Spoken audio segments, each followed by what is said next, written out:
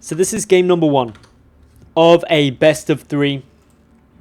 This is gonna be so incredibly tense because, well, it's the loser's bracket. Whoever loses this cannot qualify. One of the spots is already gone. That went to, I'm trying to double check if I know who it went to. It was either Yoda or First. It hasn't been updated. One of those two won it in the winner's bracket. The loser of this will be facing off against the winner of Golden versus the winner of Hyunjakji. And what's going on? Is this an... What? Is this... MMA, are you 11-11ing? Are you? Are you really on Deadwing? I haven't even introduced these players. In the top right, it's MMA. And in the bottom left, it's Sacsri. Is this... Okay. Is he going to do it? Is he? Is it going to be 11-11, is it? I think it is. This is tense times. Deadwing isn't force cross, but it can be vertical or horizontal. So this position is a good place to go for it. Could be Proxy Reaper as well. That's slightly safer. There's no SCV being pulled. So, okay. It should be Proxy Reaper now. Yep, there we go. Not 11-11 2 racks. That would... My heart would start palpitating, basically. So, this is going to be quite aggressive up against Sacsri. Sacsri going to go for a 15 hatch, a perfectly normal opening up against Terran. Deadwing is a very macro-orientated map, too. It's something which is... It's just really easy to take 4 bases. Right, you've got your natural, you've got your third, you take out this debris, and then you take your fourth, and then you just chill here and make sure nothing messes you up coming through this debris. That's why the horizontal spawns were a bit horrible, because that little bit around the back is a heck of a lot of trouble. Not really what you want. But yeah. Proxy Reapers. It's not going to get scouted. It's actually just waiting here. You will see it slightly earlier as it comes bounding on up and in. There is also a little ledge here. You can't really see it very well from this angle, but there is a Reaper ledge just in there that they can come bouncing up.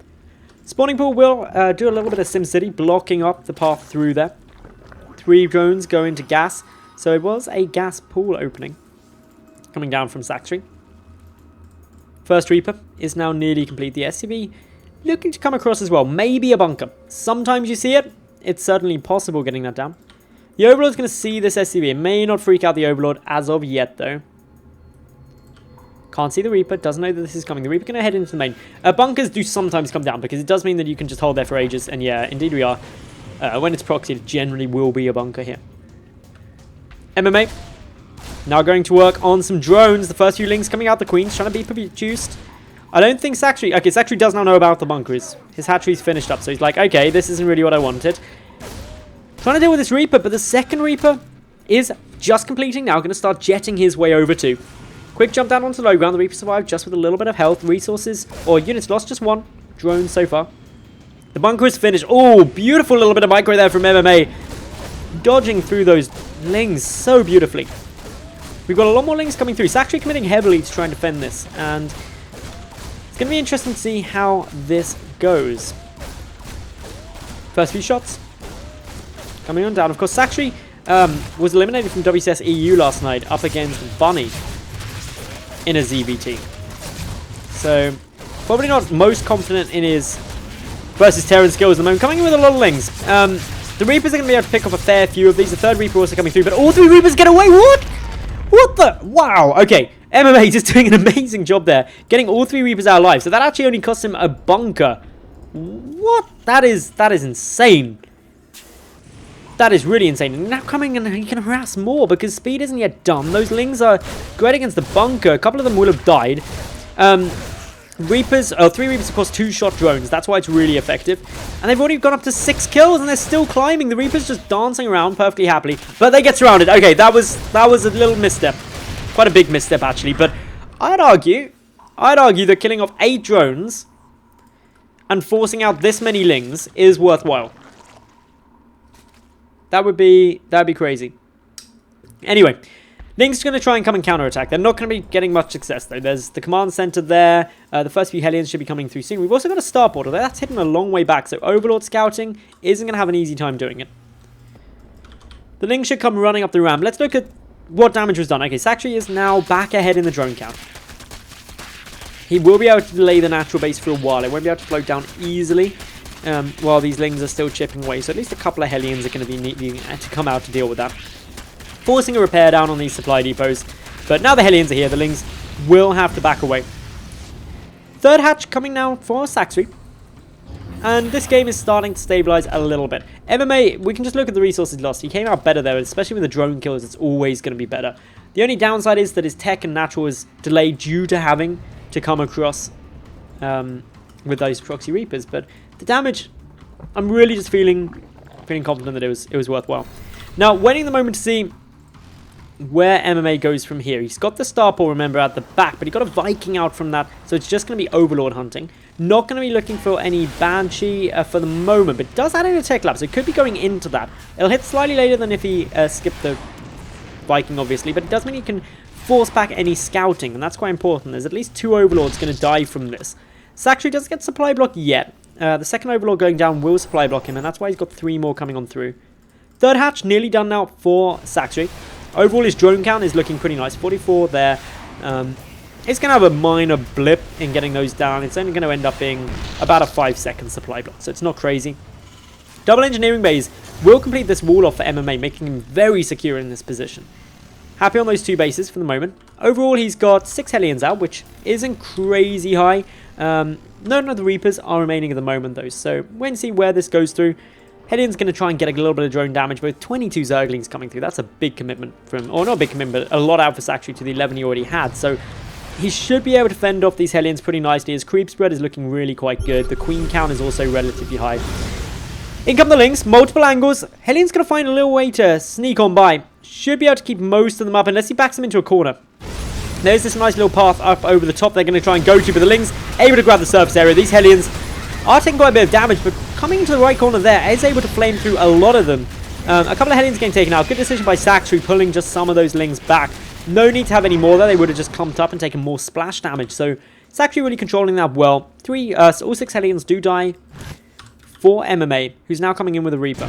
Sacsri supply block though. Where's that Viking? That Viking must be doing... Oh, he died. He just died now, but he picked off a good couple of Overlords. That was 4 Overlords in total. Definitely paying for itself. Easy peasy. Cloak is done for this Banshee, so it can sneak on by. There is a lair on its way for Sacsri, but it's still 20 seconds off, and there's no Spore Crawler at this third. So the Banshee should be fine, getting some good damage down here. Nothing really the drones can do about this. Nothing the Queen can do about it. Spore Crawler will get made. The drones can get pulled away, but the Banshee's getting some free damage, which is always nice. MMA, his third, is now floating over to go and take that third base for him. Overall, his work count is looking pretty comfortable, actually. He's only a little way behind Sacsri now, 54 to 56, although that number falling is the Banshee just having a complete party, and it's not the one with the hat on. So this is nice time for the Banshee, to be honest. 8 kills, definitely a good bit of damage there. Force the Spore Crawlers out. Spy now coming from Sacsri, who does have 1-1 on his way, so it's not all lost there. His upgrades are slightly ahead of that of the Terran players by about 20 odd seconds. MMA isn't actually blocked by anything. Why is he not landing this? Maybe he was blocked by something, but yep. That means that, of course, third base now up for MMA. Sacsri is still on 3 bases himself, so ideally wants to get a 4th or at least try and deny this for a while. Being on equal bases is never going to be too comfy. Still checking around. Just a Banshee.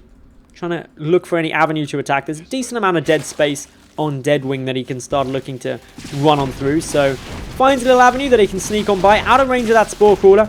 Would still be in detection range of that though. So if the Queen comes on over, it will be able to stop it. But a couple more kills come through. 3 more drones die. And this Banshee now up to 11 workers dead. That's a good takedown. Debris going to die, and that's going to be Sacsri looking to try and take a 4th base relatively soon. He's got Baneling speed there. He's doing a good job of trying to fend off the Banshee. There is a second one now. That second Banshee, it does have 3 kills, so 19 workers down in total.